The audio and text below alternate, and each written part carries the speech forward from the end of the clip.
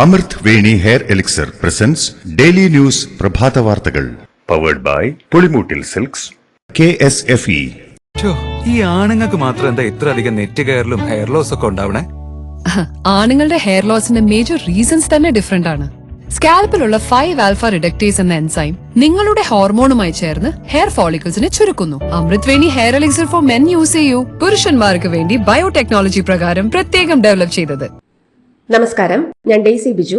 Daily ന്യൂസിന്റെ പ്രഭാത വാർത്തകളിലേക്ക് സ്വാഗതം. ഇന്ന് ഏപ്രിൽ 3 വ്യാഴാഴ്ച. വഖഫ് സ്വത്തുക്കളെ നിയന്ത്രിക്കുന്ന 1995 നിയമം ഭേദഗതി ചെയ്യുന്നതിനുള്ള വഖഫ് നിയമ ഭേദഗതി ബിൽ ലോക്സഭയിൽ പാസായി. ഇന്ന് പുലർച്ചെ 2 മണിയോടെയാണ് ബിൽ പാസായത്. 288 പേർ ബില്ലിനെ അനുകൂലിച്ച് വോട്ട് ചെയ്തപ്പോൾ 232 പേർ ബില്ലിനെ എതിർത്ത് വോട്ട് ചെയ്തു.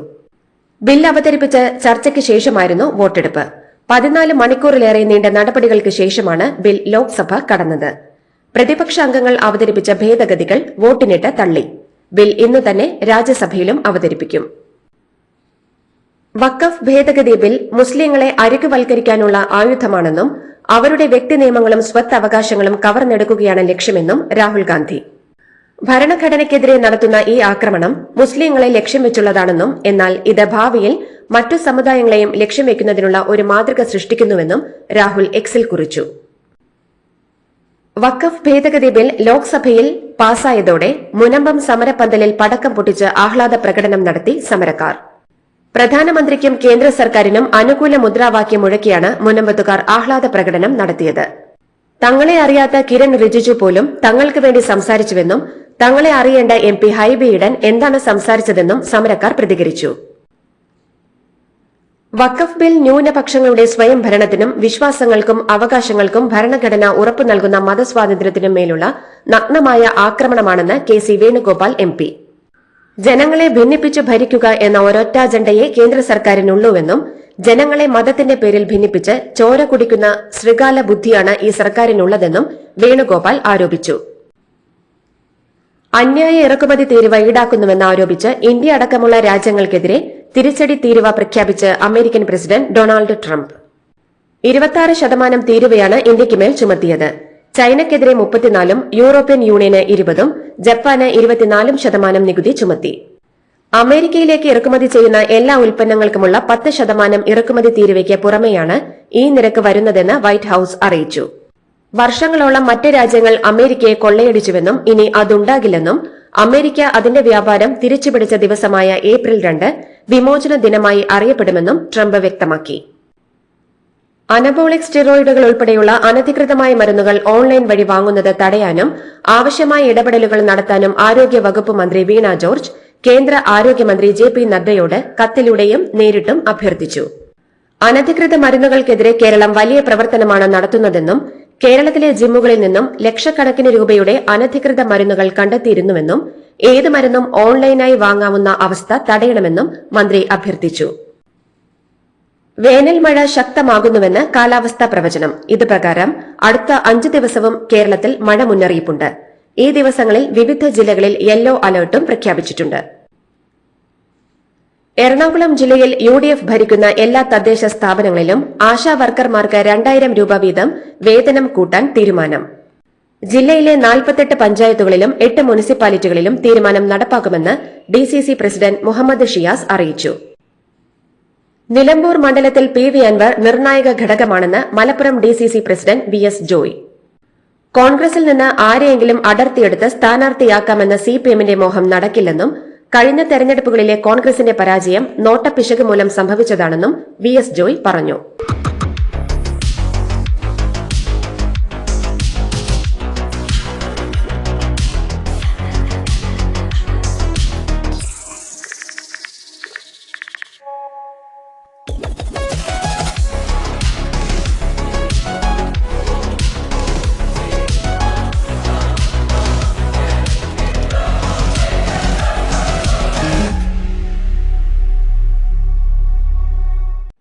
CPMൽ തെറ്റുതിരുത്തൽ താഴെ തട്ടുവരെ എത്തിക്കുന്നതിൽ പാർട്ടി പരാജയപ്പെട്ടു എന്ന് വിലയിരുത്തുന്ന സംഘടന രേഖ പുറത്ത്.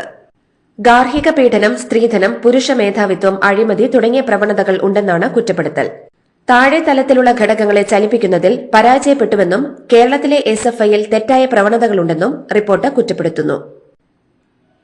കേരളത്തിന് മികച്ച ക്ഷയരോഗ നിവാരണ പ്രവർത്തനങ്ങൾക്കുള്ള ദേശീയ പുരസ്കാരം.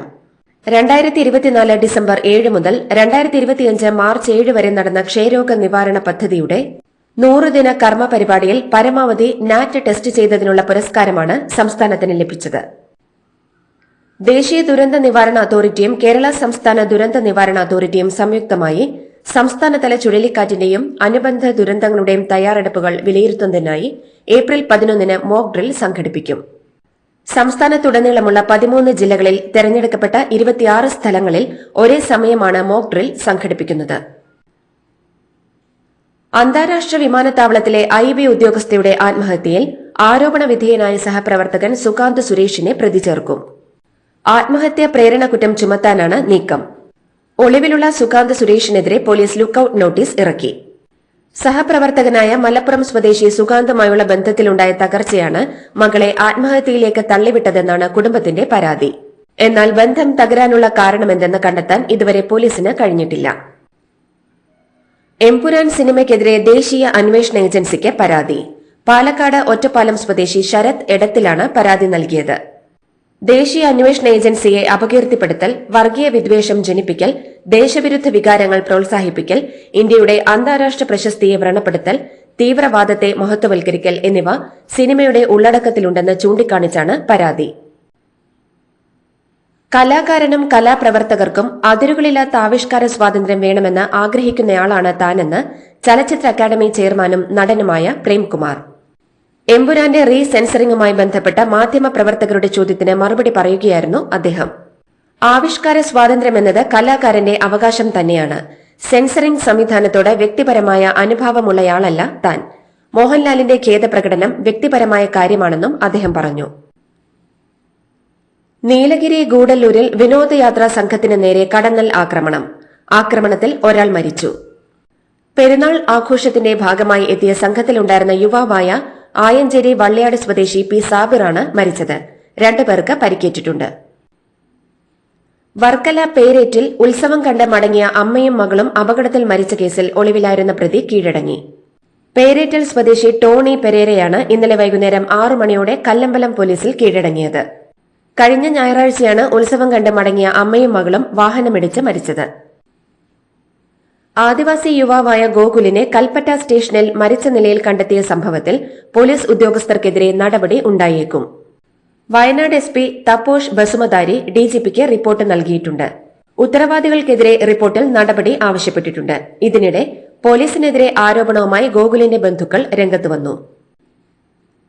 കോട്ടയം ഏറ്റുമാനൂരിൽ അമ്മയും മക്കളും ആത്മഹത്യ ചെയ്ത കേസിലെ പ്രതി നോബി ലൂക്കോസിന് ജാമ്യം. കോട്ടയം ജില്ലാ സെഷൻസ് കോടതിയാണ് നോബി ലൂക്കോസിന് ഉപാധികളോടെ ജാമ്യം അനുവദിച്ചത്. 28 ദിവസത്തിന് ശേഷമാണ് നോബി ജയിലിൽ നിന്നും പുറത്തിറങ്ങുന്നത്. നോബി തന്നെയാണ് കേസിലെ പ്രതിയെന്നും നിയമ നടപടികളുമായി മുന്നോട്ടു പോകുമെന്നും ഷൈനിയുടെ അച്ഛൻ കുര്യാക്കോസ് പ്രതികരിച്ചു. മോൾക്ക് ബർത്ത്ഡേ ഗിഫ്റ്റ് വാങ്ങണ്ടേ? ഷോപ്പിൽ കൊണ്ടുപോയി ഇഷ്ടമുള്ളത് വാങ്ങി കൊടുക്കാം. അപ്പൊ ഏട്ടൻ വരുന്നുണ്ടോ? ഗിഫ്റ്റ് കാർഡ് വരും. അതെ, ഓരോ ചിട്ടിയിലും ഒരാൾക്ക് 5000 രൂപയുടെ ഗിഫ്റ്റ് കാർഡ് സമ്മാനം. മെഗാ സമ്മാനമാണെങ്കിലോ പുതുപുത്തൻ ബെൻസ് കാറും. 2ാം സമ്മാനം ഇന്നോവ ക്രിസ്റ്റ, അതും 17 ഇത്തവണ സമ്മാനങ്ങളുടെ നക്ഷത്ര തിളക്കവുമായി KSFE ഗാലക്സി ചിട്ടികൾ. മണിപ്പൂരിൽ രാഷ്ട്രപതി ഭരണം ഏർപ്പെടുത്തിയതിന് ലോക്സഭയുടെ അംഗീകാരം തേടി കേന്ദ്ര സർക്കാർ ലോക്സഭയിൽ പ്രമേയം അവതരിപ്പിച്ചു. ഇന്ന് പുലർച്ചെ വഖഫ് ബിൽ പാസാക്കിയതിന് തൊട്ടു പിന്നാലെ കേന്ദ്ര ആഭ്യന്തരമന്ത്രി അമിത്ഷായാണ് പ്രമേയം അവതരിപ്പിച്ചത്. നേരം വൈകിയുള്ള പ്രമേയ അവതരണത്തിൽ പ്രതിപക്ഷം പ്രതിഷേധമുയർത്തി. രാഷ്ട്രപതി ദ്രൌപതി മുർമു അയ്യപ്പ ദർശനത്തിനായി ശബരിമലയിലേക്കെന്ന് റിപ്പോർട്ടുകൾ. മെയ് മാസത്തിൽ ഇടവമാസ പൂജയ്ക്ക് ദർശനത്തിനെത്താനാണ് ആലോചന. ദർശനവുമായി ബന്ധപ്പെട്ട കാര്യത്തിന് രാഷ്ട്രപതി ഭവൻ തിരുവിതാംകൂർ ദേവസ്വത്തെ ബന്ധപ്പെട്ടുവെന്നാണ് വിവരം. ഗുജറാത്തിലെ ജാംനഗറിലെ സുവർണ ഗ്രാമത്തിൽ വ്യോമസേന വിമാനം തകർന്നു വീണ് പൈലറ്റ് മരിച്ചു.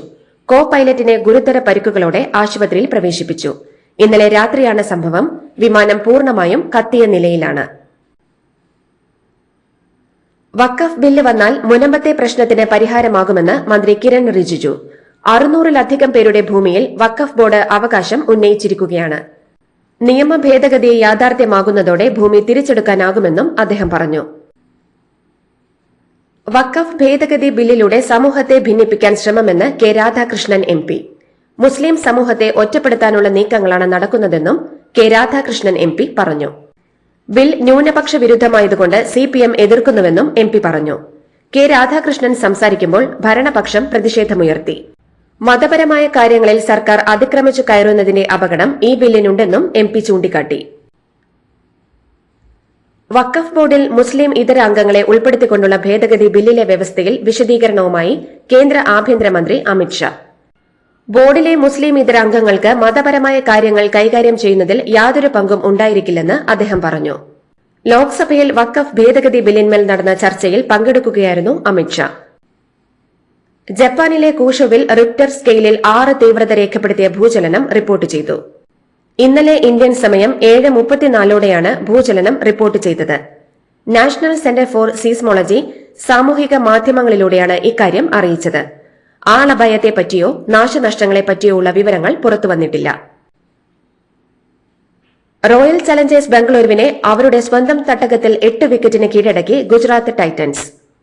ടോസ് നഷ്ടപ്പെട്ട് ആദ്യം ബാറ്റ് ചെയ്ത റോയൽ ചലഞ്ചേഴ്സ് തുടക്കത്തിലെ തകർച്ചയിൽ നിന്ന് കരകയറി 8 വിക്കറ്റ് നഷ്ടത്തിൽ 169 റൺസെടുത്തു. എന്നാൽ മറുപടി ബാറ്റിംഗിനിറങ്ങിയ ഗുജറാത്ത് 39 പന്തിൽ 73 റൺസെടുത്ത് പുറത്താകാതെ നിന്ന ജോസ് ബട്ട്ലറുടെ കരുത്തിൽ 17.5 ഓവറിൽ 2 വിക്കറ്റ് മാത്രം നഷ്ടപ്പെടുത്തി ലക്ഷ്യത്തിലെത്തി. ഇതോടുകൂടി ഡെയിലി ന്യൂസിന്റെ ഇന്നത്തെ പ്രഭാത വാർത്തകൾ സമാപിക്കുന്നു. ഡെയിലി ന്യൂസിന് വേണ്ടി വാർത്തകൾ വായിച്ചത് ഡെയ്സി ബിജു. ഡെയിലി ന്യൂസ് ലൈവ്.in വാർത്തകൾ വിരൽ തുമ്പിൽ.